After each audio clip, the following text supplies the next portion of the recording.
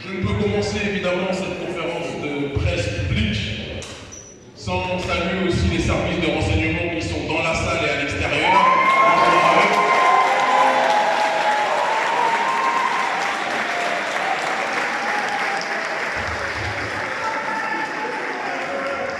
Eux aussi méritent d'être encouragés, ils sont là depuis longtemps, évidemment.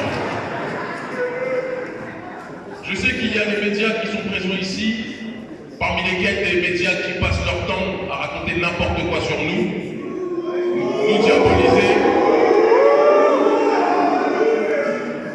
Pas tous, hein, pas tous. On laisse une fenêtre d'espérance pour certains, mais nous savons qu'en France, on aime le noir lorsqu'il tape dans le ballon, on aime le noir ou la noire lorsqu'il chante, et encore, c'est affaire Aya Nakamura.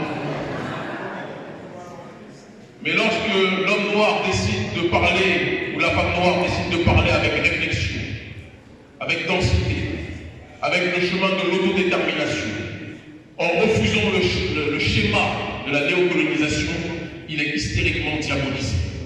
Il est hystériquement criminalisé. Et on le menace, s'il ne se couche pas, de le déchoir de sa nationalité. Il est important que je précise à l'audience ici présente, aux services de police ici présents, à la presse ici présente, que personne sur cette terre ne va mendier votre nationalité, que les choses soient très claires.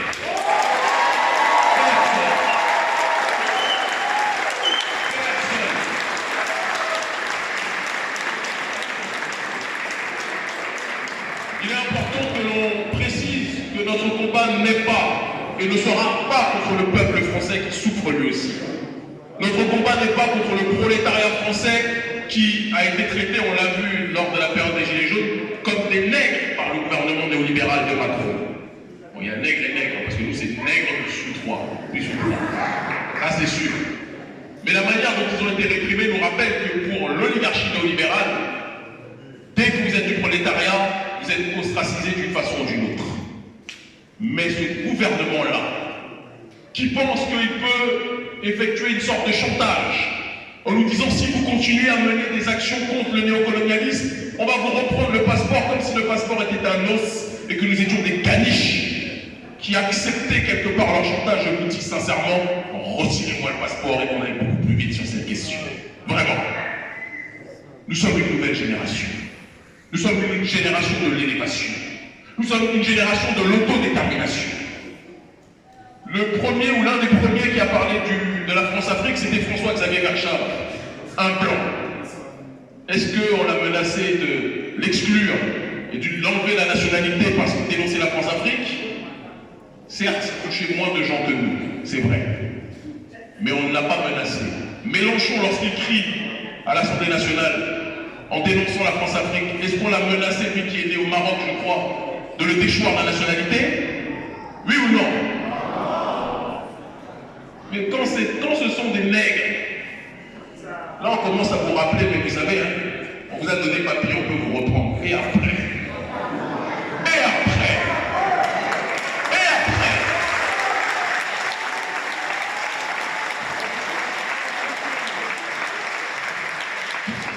Ils pensaient qu'en annonçant cela, on allait claquer des genoux en disant « Ah non, messieurs, s'il vous plaît, laissez-nous le passeport français ».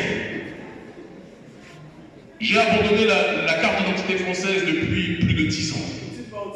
Je n'ai pas d'assurance maladie ni de sécurité sociale depuis plus de 10 ans. Je n'ai gardé le passeport français que pour traverser, puisque vous savez que les Africains sont discriminés dans le monde. Lorsqu'ils veulent voyager à différents endroits, quand vous êtes africain, vous avez besoin de visa là où les Occidentaux n'ont pas besoin de visa. Vrai ou faux? Or, tout le monde sait que je fais des meetings toujours à guichet fermé dans les territoires d'outre-mer ou dans les diasporas où nous rameutons les foules comme c'est le cas sur le continent.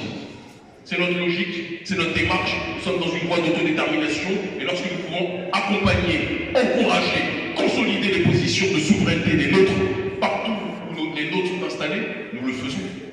Et donc nous avons utilisé ce passeport français parce que comme le disaient les Algériens indépendantistes et souverainistes, dont certains ont émigré par la suite ici, c'est un putain de guerre par rapport à tout ce que nous avons connu, c'est une réalité. Et ce n'est pas une honte que de dire que nous n'avons pas choisi de naître en France. La plupart d'entre nous, nous sommes nés en France, on n'a pas décidé de naître ici. On n'a pas décidé de connaître la négrophobie ici. On n'a pas décidé de connaître l'oppression, la discrimination ici. Est-ce vrai ou est-ce faux? Mais nous l'avons connu. Ce passeport, nous l'avons utilisé. Nous l'avons usité, nous avons voyagé avec. Mais je tiens à rappeler que 80% de nos voyages se font non pas avec le passeport français. La France, ça nous sert à aller en Occident, ça nous sert à aller dans les territoires d'outre-mer, voir nos populations.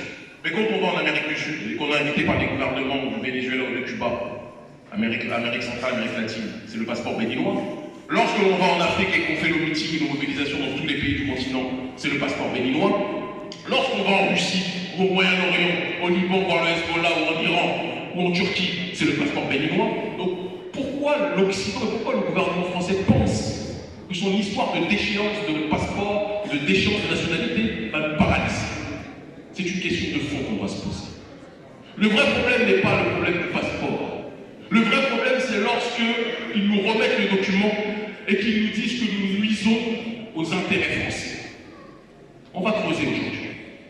Quels sont les intérêts du gouvernement français? Dire que nous dénonçons les bases militaires françaises installées sur le continent africain, c'est nuire aux intérêts français. Dire que nous dénonçons le franc CFA et le néo